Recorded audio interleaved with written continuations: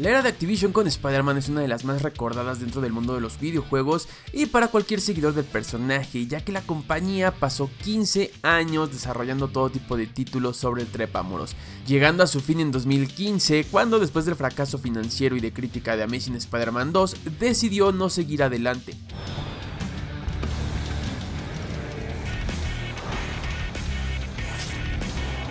Dando paso a una nueva era comandada por Insomniac, de la cual tampoco podemos quejarnos.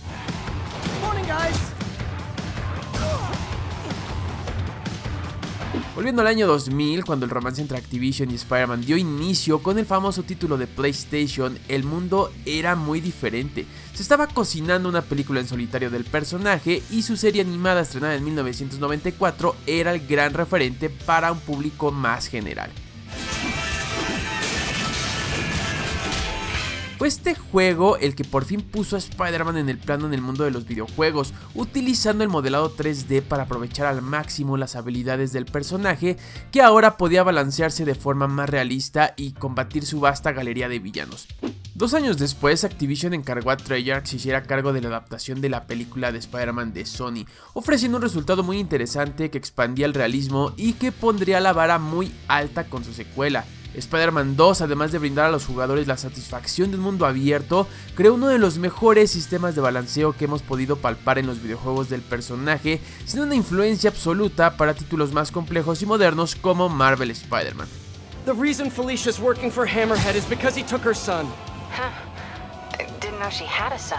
Por si fuera poco, un año después, el mismo Treyarch desarrolló Ultimate Spider-Man, título infravalorado que no tuvo el éxito de otros juegos y que por lo menos para mí representa un antes y un después dentro de la historia de Activision con el Trepamuros. Después del fracaso de Ultimate Spider-Man, al cual no le fue bien en ventas, Activision canceló su secuela y comenzó a anteponer el negocio antes que a la calidad, la cual había sido su sello de presentación en pasados años, dando espacio a títulos como Friend or Foe o Web of Shadows, ambos estancados en un modo de juego repetitivo que no estaba a la altura del trabajo realizado por Treyarch. En 2010 y 2011 llegaron Shattered Dimensions y Edge of Time, que planteaban argumentos más complejos y propositivos, pero que tenían algo en común: no eran lo suficientemente divertidos. Había una historia interesante de fondo, sí, pero seguía faltando algo. Ese mundo abierto que se había perdido años antes, el balanceo con libertad y un protagonista más divertido. Tomando en cuenta todas estas críticas que fueron recolectando por los seguidores durante estos años, Activision lanzó al mercado The Amazing Spider-Man, adaptación de la película protagonizada por Andrew Garfield en 2012. En lo que yo llamaría el último intento de la compañía por hacer un buen juego del personaje. Venox nuevamente estaba a cargo del proyecto, pero a diferencia del par de títulos previos que parecían haber sido desarrollados al mismo tiempo, The Amazing Spider-Man mostraba diferencias muy claras, volviendo a darle a los jugadores la posibilidad de balancearse libremente por Nueva York.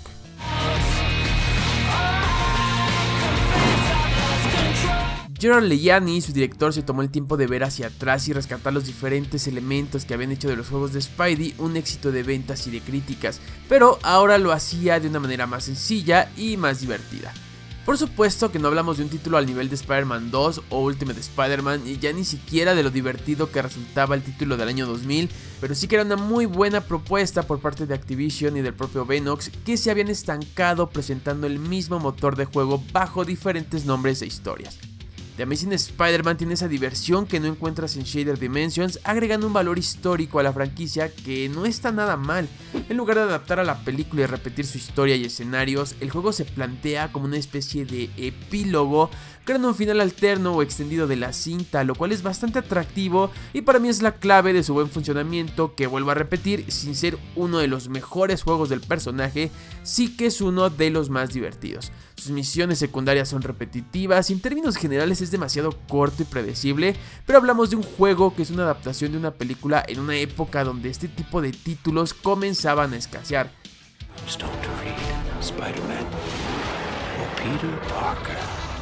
Si a principio de la década de los 2000 veíamos un montón de juegos inspirados en las grandes franquicias del cine, para 2012 el número de estas adaptaciones era reducida, siendo agradable encontrar alguna que fuese divertida y pudiera añadir algo más a la historia de este universo, que siendo honesto siempre nos dejó más dudas que respuestas. Lo más llamativo fueron los agregados y mejoras que Venox hizo en comparación a juegos pasados, basándose en los títulos de Arkham de Batman para crear un sistema de combate fluido y divertido, aprovechando otras maniobras como el Web Rush que te permitía ralentizar el tiempo para dirigir al personaje a un punto en específico. La oportunidad de sacar fotografías y exponer el daño del traje, así como diferentes detalles menores, hacían que la experiencia fuese mucho más enriquecedora, siendo una especie de influencia indirecta para el título de Insomniac, que retomaría algunos de sus elementos 6 años más tarde, obviamente de una mucho mejor manera. Al igual que Ultimate, The Amazing Spider-Man no suele obtener el justo reconocimiento, siendo un título menospreciado e infravalorado, la mayor parte del tiempo a causa de ser una adaptación de la película homónima y gracias a su secuela que fue un completo desastre. Sin embargo, es para mí el último buen juego que Activision creó con Spider-Man, siendo la antesala del término de su romance.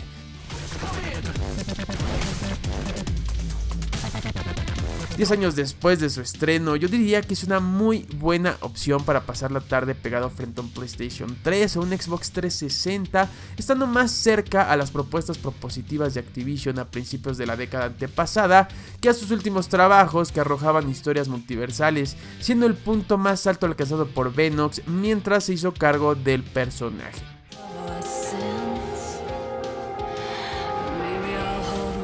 Pero esa solo es mi opinión y quisiera saber la tuya. Si tuviste la oportunidad de jugar este título en 2012 o en años posteriores, ¿qué piensas sobre él? ¿Te agrada? ¿Te quedó a deber? Házmelo saber todo en los comentarios. No olvides suscribirte al canal para saber más cosas sobre Spider-Man, sus videojuegos, sus películas, sus cómics, seguirme en mis redes sociales y compartir este video con todos tus amigos. Nos vemos. Hasta la próxima. Stone to read Spider-Man or Peter Parker.